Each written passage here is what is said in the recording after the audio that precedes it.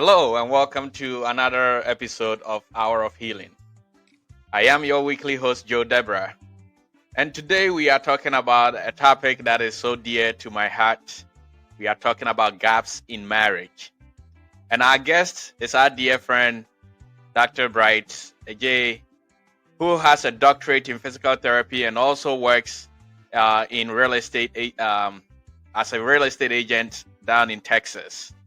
Dr. Bright has been with us before. And as I mentioned previously, he's a man of God who loves the Lord with his heart. He cares dearly about making an impact in the younger generation, such as you and I, and also is a proud dad of now two young ladies. Well, we thank God for his life and his time to be with us today. Dr. Bright, it's certainly a pleasure to have you back on the show. Thank you. Thank you for having me. So, gaps in marriage.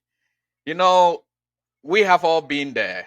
We've all known the friends, and I always say, if it's not happened to you, we all know someone who has gone through some turbulence in their marriage or are going through turbulence in their marriage. We all have friends and loved ones who, unfortunately, their marriages are at the verge of breakup right now. Um, and not only for me does this kind of stir up an emotion, but it also robs today, Dr. Bright, Dr. Adjei. When you look at our society today, not only has divorce rate risen, but divorce in the church has actually exponentially risen. And so whenever I think about this, I say, why? Isn't marriage something that God instituted? Right.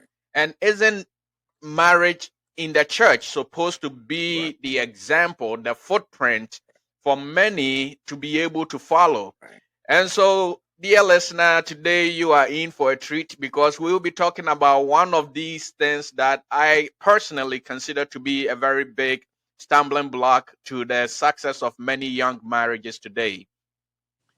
Whenever we talk about gaps, I see gaps as an area of disconnect or dissatisfaction. No matter what aspect, area of your life that you have a gap in, whenever there's a disconnect or a dissatisfaction, you run the risk of problems leading to the potential failure of whatever that is. And I think it's the same in marriage. With time, we will talk about the living marriage on our series of conversations concerning marriage. But today, let's focus on gaps in marriage. Now, Dr. Brighter J, let's get right into it. How would you define gaps in marriage? So I think first, thank you again for having me. And this is one of those topics I think we probably could spend the next decade, deciphering it. Many have gone before us. We're going through it now, and so thankfully, our next year I would have been married for about 10 years, and I've been together total probably about 18 years. Yeah, Wow. and so it's been a lot within that spectrum. And then we're fortunate my parents have been married for close to 40 years. And Wow. so, Wow. thankfully I had a good template and tried to learn from. And like you said, we learn from all those around us. But gaps, I think, definitely are areas where there is a deficit. There's a misunderstanding. There is wrong assumptions, and so people, unfortunately, sometimes not necessarily from a bad place, but I think they're more so to do with people not acknowledging and realizing that there are going to be those. So they Mm. institute a plan to try to figure that out. There are a lot of people, even before they get married, there are certain preparations they have to go through individually and certain levels of maturity, especially I would use, so to speak, before you get into marriage. But a lot of people are ill prepared even before they start. And very few people can undergo the change while married. Mm. So Mm. it's twofold. Not only are they not prepared for the marriage, but once they get in there, they're not able to rise to the occasion quickly and go through that change to make it work. And so Mm. it's one of those things. You used to be, different cultures will have you don't marry until you're a certain age, you're this, you're that. It's not necessarily to do with the age, but it's the individual. and the personality and the experience and the maturity, because most people come from different backgrounds, very Absolutely. different backgrounds, very different experiences, but the gaps exist in just about any and every area, finances, wealth, culture, you name it. But Mm, it's identifying those even before getting to it. But I think, especially with Christendom, because you emphasize that, which is sad, we confuse spirituality with personality and some of these other gaps. But mm, they're not the same mm, thing, And so we mm. just assume just because he's a man of God, it means my marriage will be perfect. No, and so yeah, I would say gaps is anywhere where there is. It used to be when we did math, they would say simultaneous equations from one side equals the other. Unfortunately, when there's a gap, one side does not equal the other. Wow, wow. Yeah, and I mean, you are right. Certainly, that we have experiences that we have to draw from. I always tell people close to me that I think above all things, one of the graces that I have in my life is to be able to learn from others without them even knowing I'm learning from them. Right, So personally, one funny thing that I actually do in my work right now is I rank patients, a length of years they've been married. right, I think right now my highest couple, they are in their 90s, but they've been married for 68 right, years. And the idea actually came to me when I start for me to start this, when I saw a couple, they've been married for 61 years, and the wife still called the husband baby. right. And I'm sitting in the room with the couple, and I'm like, This, how long have you right, two been married right, again? right. And the man says 61, and the wife says almost 62. We got 2 more months to go, baby. Right, And so I said, you still call him right, baby? And he said, yeah, he still calls me sweetheart. right, right, And the man starts talking to me about I married my best right, friend and all these right. things.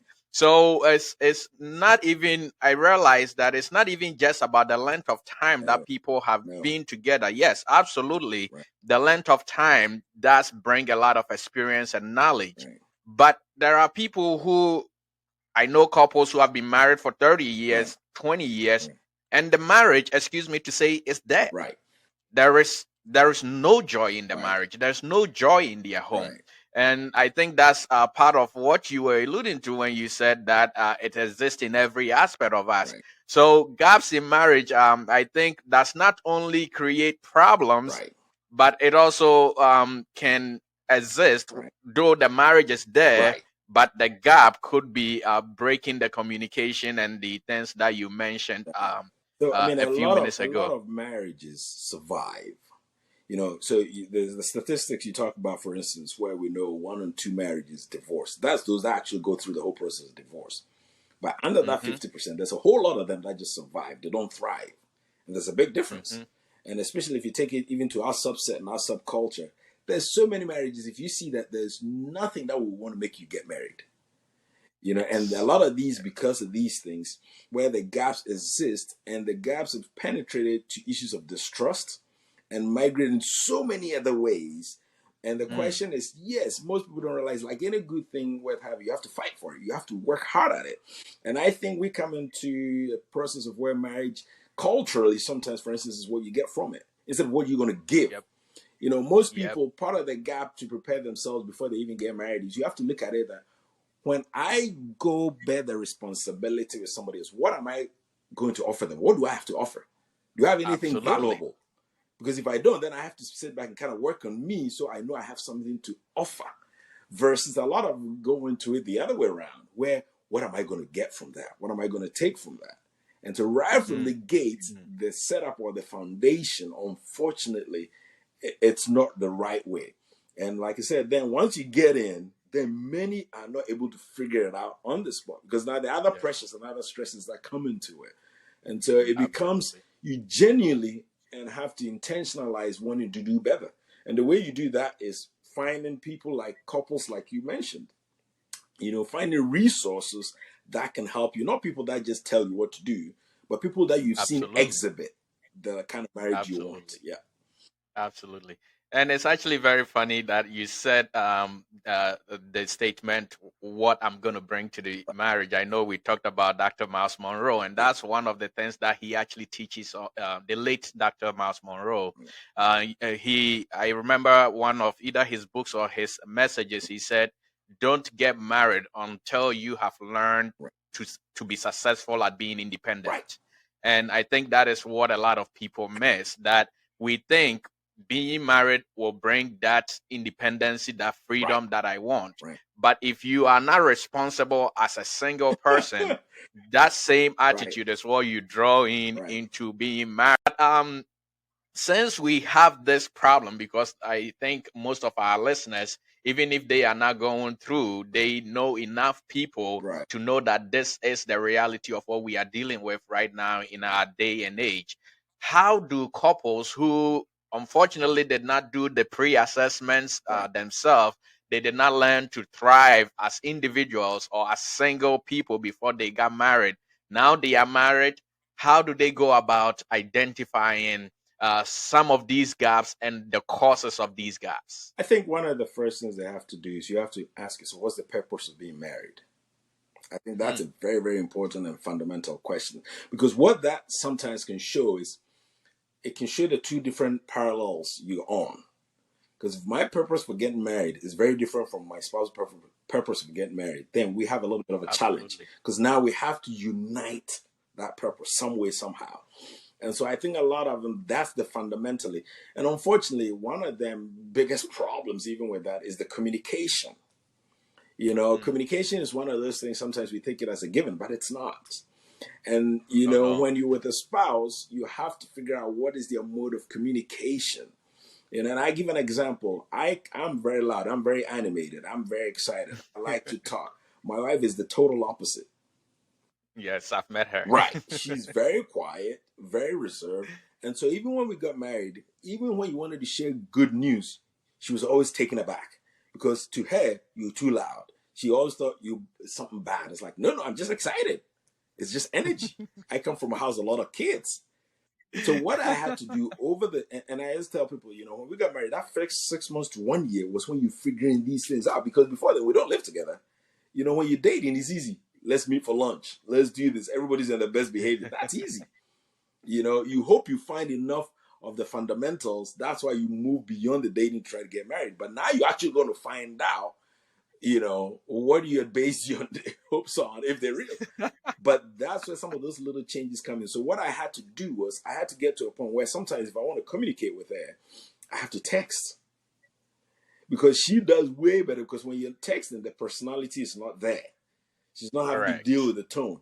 But then I also had to help her understand sometimes in a text, you can't determine the tone the message is in. So there's certain Nope. things too that you have to meet me halfway where we have to talk about it in person. I have to learn to tone it down, and then you have to Hmm. learn to, okay, but that's figuring it out. And so I think a lot of you first and foremost have to define the purpose. Why are you wanting to get married? Why are you married? And then figure out one of the things I used to do or try to do with my wife, which in the beginning she used to think this was the weirdest thing, was every year, like, what are our goals for this year?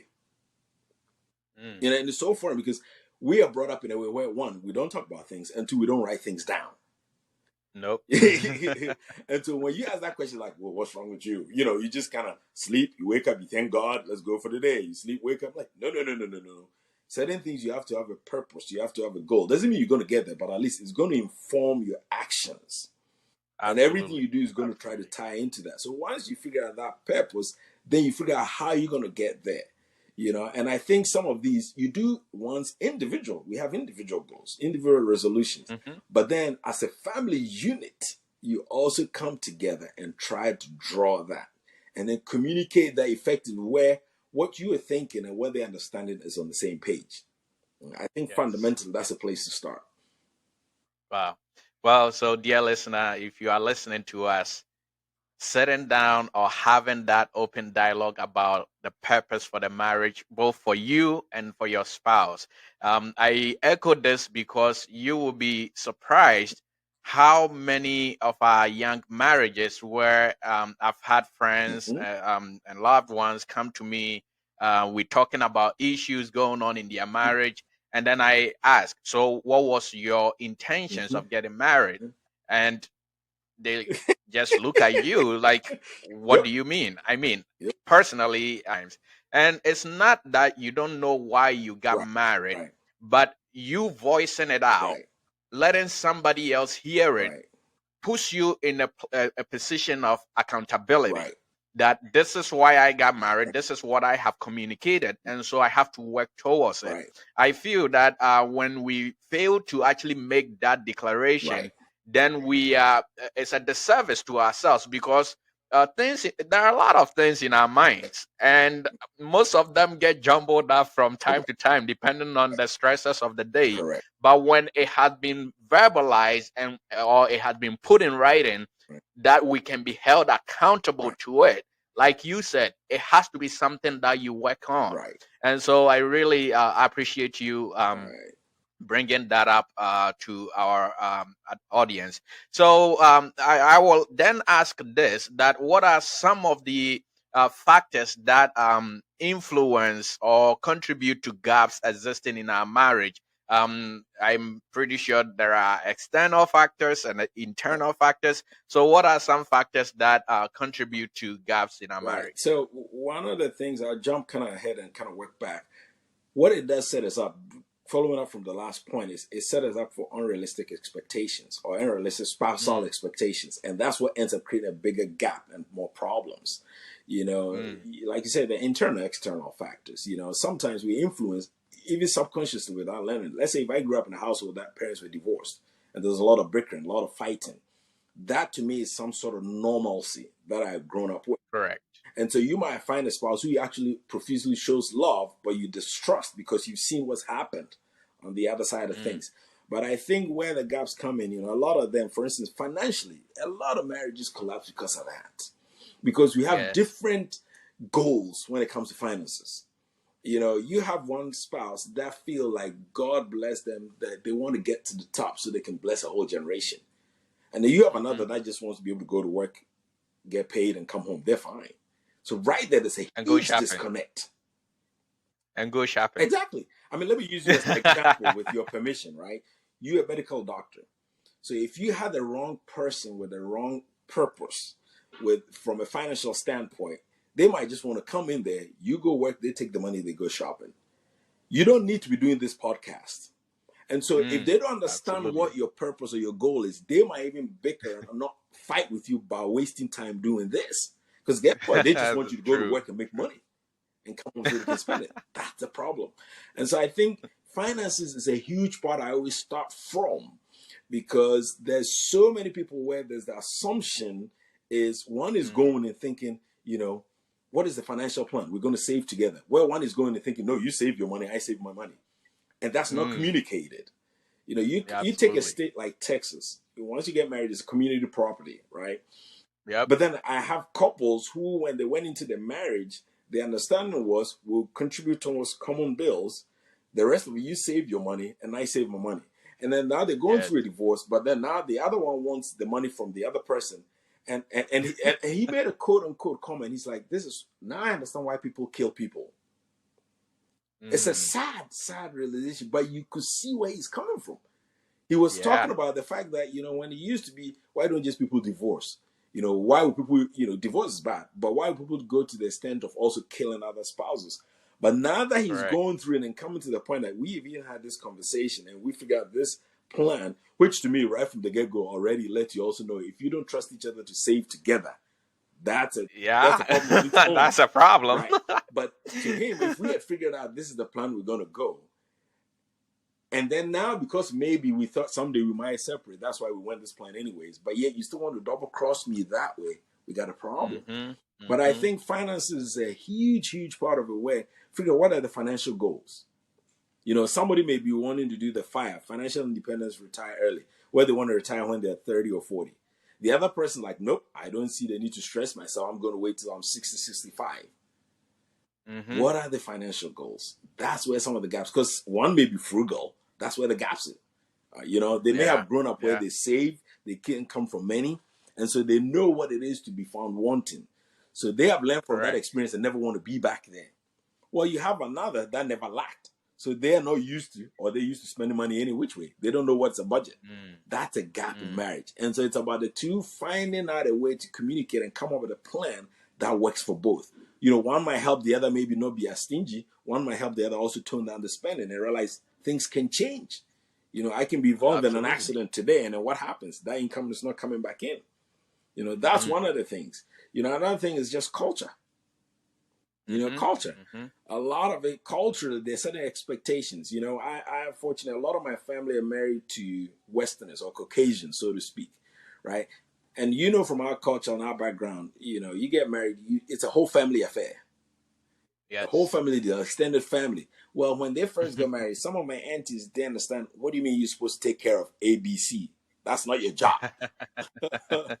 you know so there's a lot of that where there has to be that preparation, that communication, that education, Mm-hmm. to try to rise up to where there's some sort of common ground and common understanding. It won't be perfect. Marriage is Yeah. a struggle. You won't get it all, but that's one Mm-hmm. of the things. Maturity. You have somebody who's been independent from 2 years old because their parents died, and you have Correct. one where everything. One of my closest friends, the biggest problem they were having in the marriage was she was an only daughter Mm. by the dad and the mom. They're Caucasians. Those are my classmates. And he always would come to me because she was my best friend. He would come to me complaining. But I'm like, what's the problem? Well, anytime they made a decision, she would run it by her dad. Because guess Mm. what? That's what she's done forever. And Ever. so he Yeah. felt so belittled, like, what do you mean I can't just do this? So I had to try to get her to see from his point to understand, now you're married, you know? And so even if you're going to, instead of always going to dad, they would make a decision. Oh yeah, great, let's do this. And then before he knows, dad is calling. It's like, are you kidding me? So some of these problems, they're not bad. It's just depending on how we go about it, we can make it work. But Absolutely. if we just assume and just realize, like you said, it's in my mind, they know. Let's talk about even intimacy. We talk about gaps in marriage. Talk about intimacy. It's a huge part in Mm-hmm. marriages. The expectation levels, or what somebody may have come from a background where, because of how they were indoctrinated, they see it as a bad thing, even in marriage, Yes. even in the concept of marriage. And you have another where that's not anywhere near. Now, if you don't have that communication and figure that out, there are always going to be one dissatisfied partner who may find as a justification to then cheat, because Yeah. they might be able to Yeah. express themselves openly and freely with somebody they think they're compatible with. But a lot of people I find don't have some of these discussions. For instance, how many children? One says they never want kids. One wants a big family. They Yep. never talk about that to try to figure it out. So there's so many of them. But I think the first and foremost, like we talked about, it's not just keeping it in here, but finding a way to voice it out. And finding the right time. When Yeah. you get married to your spouse, you should know when to talk to your spouse. You don't try to have some of these conversations when they just came from a 12-hour shift. you know you have to know when to try to, and you won't get it all, but I think once there's the genuineness and the openness to engage most people, Absolutely. then you start work at it, and it's a process and it gets better. Absolutely, absolutely. And I like the practicality of this because this is what we hear, this Right, is what we see, this right, is what people are going through. This some of these things we have lived ourselves. I right, haven't been married a long, but I always say I was fortunate enough to be working under right, pastors for years of my life right, and was able to sit through a lot of counseling right, sections way before I even decided to even have my first girlfriend. right. And so I really do appreciate the practicality of this. But there is one gap that for our day and age, I really want to mention, Mhm. and that is the gap of education. Oh yeah. I think that is a really big issue that's plaguing a lot of our colleagues and a lot of our friends, where the gap is so that, let's say, you have your doctorate Mhm, and sometimes your wife or your husband mhm, did not even complete college mhm. based on various dynamics. I mean, depending on family Right, situations, where they came from, and things like that. And as you kept repeating, this is not bad. right, It's just about right, realizing that this is something that needs to be worked right, on. And people, unfortunately, try to ignore it, right, if I can say that, right, or they turn a blind eye Right. to it and say, "Oh, it's okay. I love him. Right. I get Right. butterflies in my stomach when I see him. Right. So when I marry him, it's going to be great, Right. or when I marry her, it's going to be Right. great." And then they get married, Right. and then you get to a place where there is a power struggle Right. because one believes they are more wiser Right. and the other believes they are more smarter. Right. I remember a story that I heard many years ago. I had two grandparents who were very worthy, and then one was a professor at the university and the other was a cocoa farmer Right. back in Ghana. So there was a family dispute. I wasn't present. This Right. is a story being told to me by my grandmother, and she says the professor is trying to explain why they should do things this way and all that, Right. and then the cocoa farmer just got up and said, "Listen, you have book knowledge, and that is worthless when it comes to this family. Right. I have farm knowledge, Right. and it's the best knowledge there is."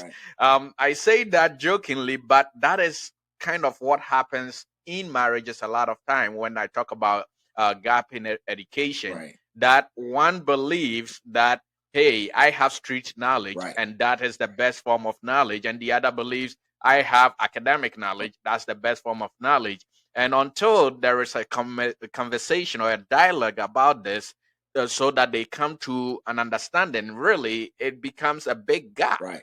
and then, that leads to a lot of Right. Right. a So lot of I problems. intentionally kind of hadn't mentioned that, and partly because I was trying to give room, so I didn't keep going and ranting. But it's one of the first things I have written down, and it's interesting you say that because I think part of the challenge is, when you, for instance, get in a relationship with somebody who is maybe educational background, they go to school. That didn't just happen overnight.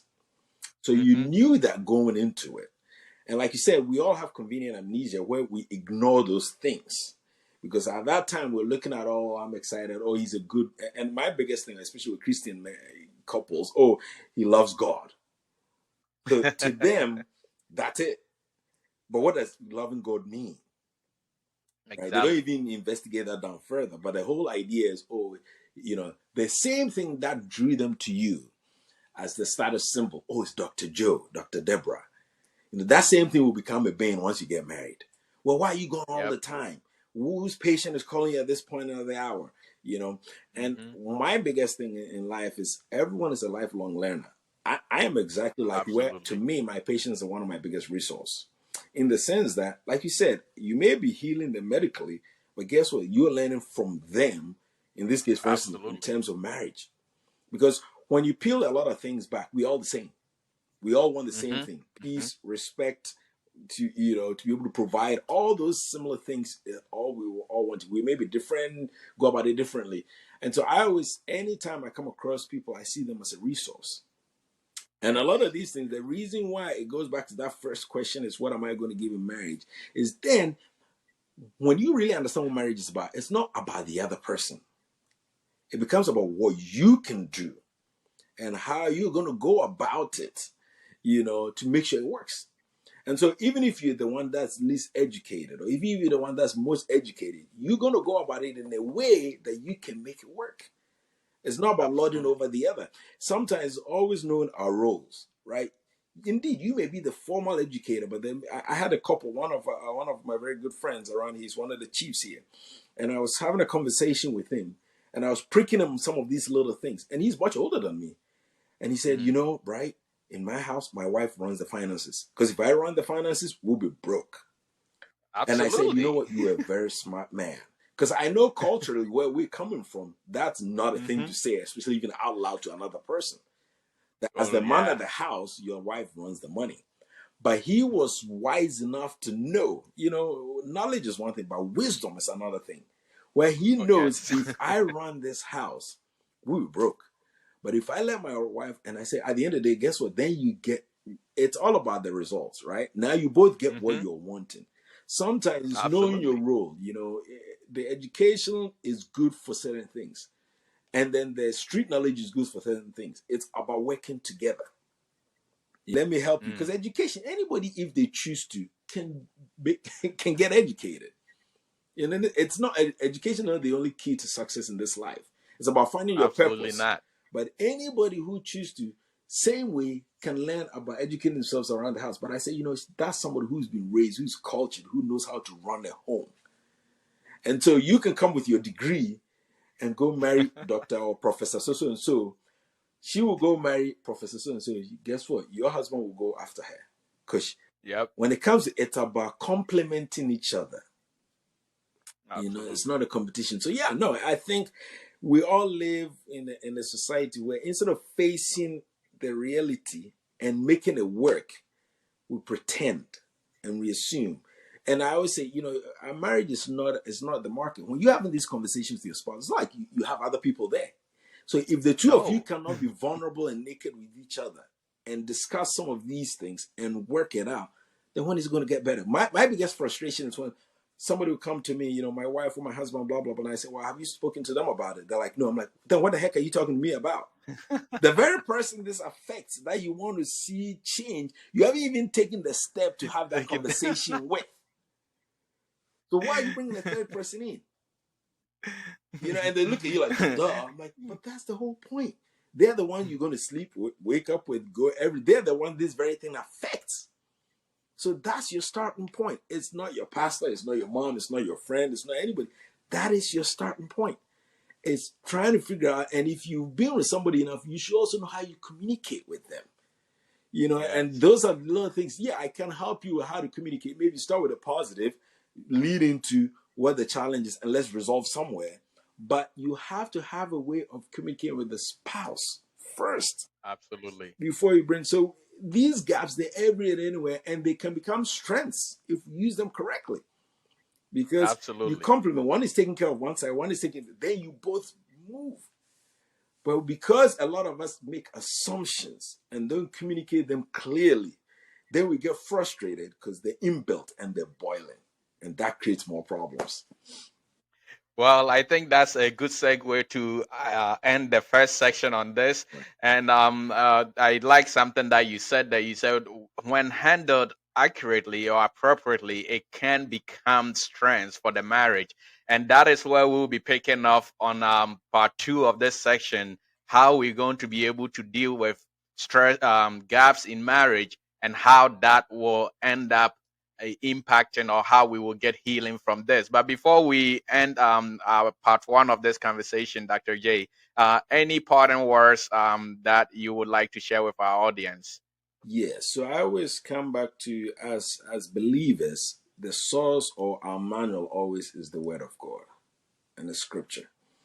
And so first and foremost, I encourage, even though the podcast for all, if not, I would encourage anyone to seek their salvation. Because I think that's first and foremost the prerequisite that helps, even with a lot of these.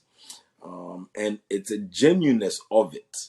Because, like you said, there are Christians whose marriages are collapsing, and we ask ourselves why. Because sometimes the genuineness to actually learn to draw closer to Christ and to tap from that is not there. He's just an insurance policy. But I can Absolutely. encourage you and everyone that if indeed genuinely says, if we seek Him, if we He will find us. When we commit all our ways to Him, when it comes to marriage, just like any other facet of our life, we can't do it by our own strength. As we talk about these things, it's not easy. If it was easy, a lot of us would have done it. It's all about understanding and seeking the help constantly and daily from the Spirit. Because when it comes to marriages, it's two. And sometimes, as one, there's only so much you can do. But with help from above, we don't convict, we don't change people. The Spirit of God does. We just ask the Lord to be able to help us to do our part, to avail ourselves so that we can be that conduit, that vessel. So I'll end that, in all things, seek the kingdom first. Let's find, God first. God is love. And in marriage, when we talk about marriage, it's about love. Let's understand, try to get to understand what it means to love someone. God is love. It's not an act, it's who He is. So that's what we are expected to be that love. Not just show love here and there when it suits us. But once we get to that, and it's a process, it's a constant change, we'll be able to be better spouses and be able to improve in our marriages also. Thank you. Wow, thank you so much, Dr. Adjei. Dear listener, we will be ending part one of Gaps in Marriage here. This is an all important topic, just as most of the topics that we do discuss here on Hour of Healing. But again, this is Hour of Healing, and we are all about helping you heal no matter what situation that you find yourself in. So join us same time next week on Hour of Healing as we talk about the healing part of this terrific conversation. Once again, thank you so much for joining us, and it's certainly a pleasure to have you on board. God bless you. We will see you same time next week. Bye bye.